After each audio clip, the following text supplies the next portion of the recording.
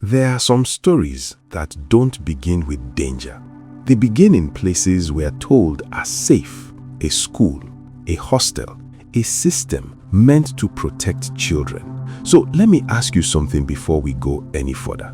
At what point did discipline turn into silence?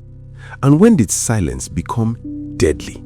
This is the story of a 12-year-old boy, Ufokobong Edwin Godwin, and the questions his death left behind. It was Easter morning. While many families were waking up to celebration, prayers, and hope, one family in Akwa Ibom State was standing in a hospital watching their son take his last breath.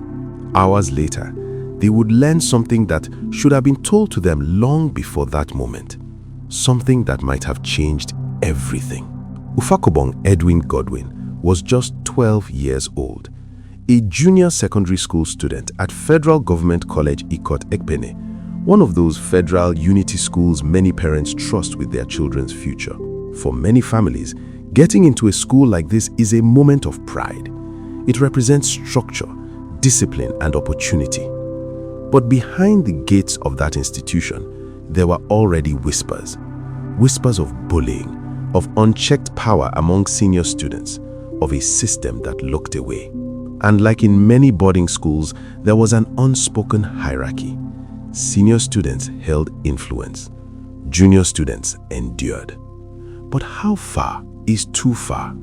The incident began in a way that, unfortunately, is not uncommon in boarding schools. It was during terminal examinations. A senior student, an SS3 student, approached Ufokobong. He asked for provisions, food.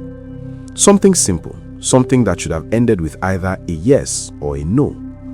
Ufokobong said no, not out of defiance, but out of limitation.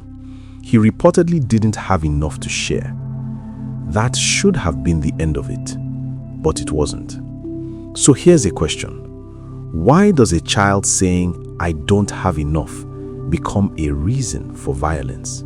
According to a fellow student who witnessed what happened next, the senior student reacted.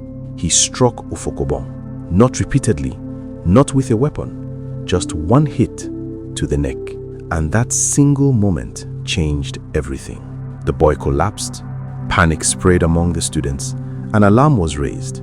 Eventually, the compound master arrived. Ufokobong was rushed to the hospital. And for a moment, just a moment, it seemed like he might recover.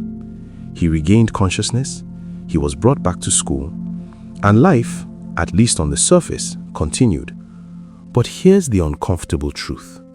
Sometimes, the most dangerous injuries are the ones you cannot see. Now, this is where the story takes a turn that demands accountability. When the school closed for Easter holidays, Ufokobong's parents came to pick him up. No incident report, no warning, no explanation of what had happened. Nothing. Let that sink in. A child had been struck hard enough to fall into a coma, taken to the hospital, returned to school, and yet his parents were told nothing. So I need to ask, who made that decision? Who decided that a parent didn't deserve to know their child had suffered a potentially life-threatening injury? And why? Was it negligence? Fear of consequences? Or something worse? Normalization of violence. Back at home, things didn't seem right. By Wednesday, Ufokobong began complaining of pain around his throat, his neck. It didn't appear extreme at first. So his parents did what many parents would do. They treated it as a minor issue. Pain relief medication, observation, hope that it would pass. Because how could they know? How could they suspect that days earlier, their son had been struck in a way that caused internal damage? The pain worsened. By Saturday night, the situation became serious. His father reached out to friends. He asked them to pray. That detail matters because it tells you something had shifted from concern to fear. And by early Sunday morning, around 1 a.m., Ufokobong was gone. Later, doctors confirmed the cause of death. Complications linked to blood clots around the neck area. Internal damage. The kind that doesn't always show immediately, the kind that requires urgent attention and full disclosure. Now ask yourself, if the parents had been informed, if proper follow-up care had been taken, if the severity had been communicated clearly, would the outcome have been different? We may never know for certain, but the question refuses to go away. As news of the incident spread, more stories began to surface. Not isolated incidents, patterns. One parent revealed that a year earlier, a senior student struck a junior with a pressing iron. The victim fainted. He was hospitalized for over a month at University of Uyo Teaching Hospital. The school reportedly covered the medical expenses, but did anything change afterward? Apparently not. Another disturbing account described girls being forced into a bag and zipped shut until suffocation. Let's pause there. What kind of environment allows that?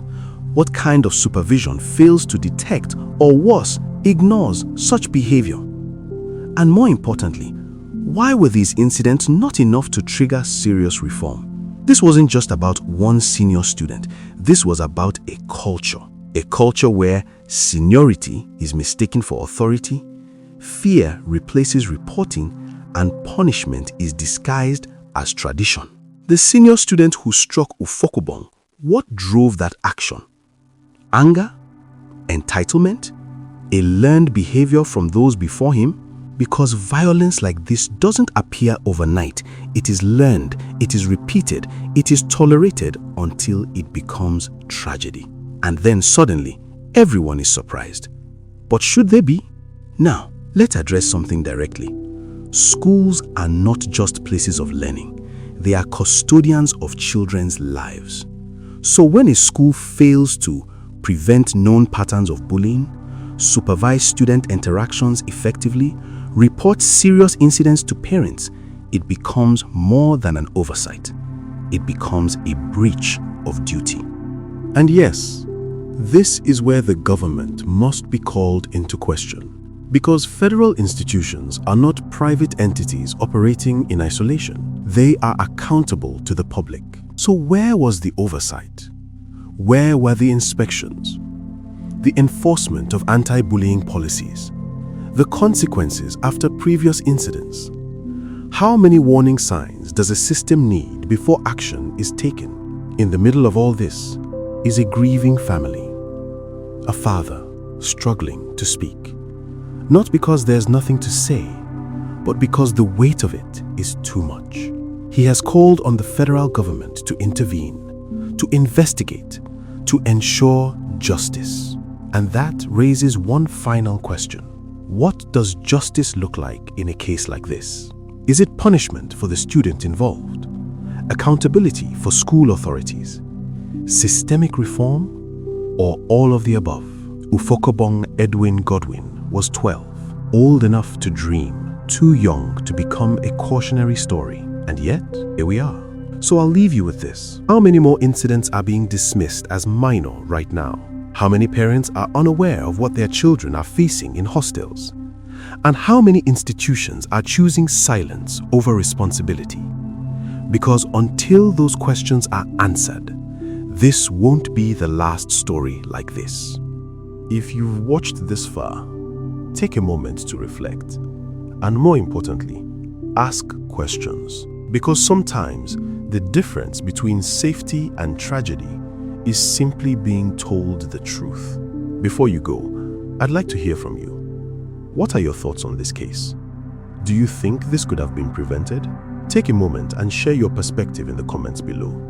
Your voice matters in conversations like this. If you care about true crime stories from Nigeria and across Africa, please like this video and share it with others. Let's get more people talking about issues like this. And if this is your first time here, consider subscribing to the channel and turn on notifications so you don't miss upcoming stories. Thank you for watching.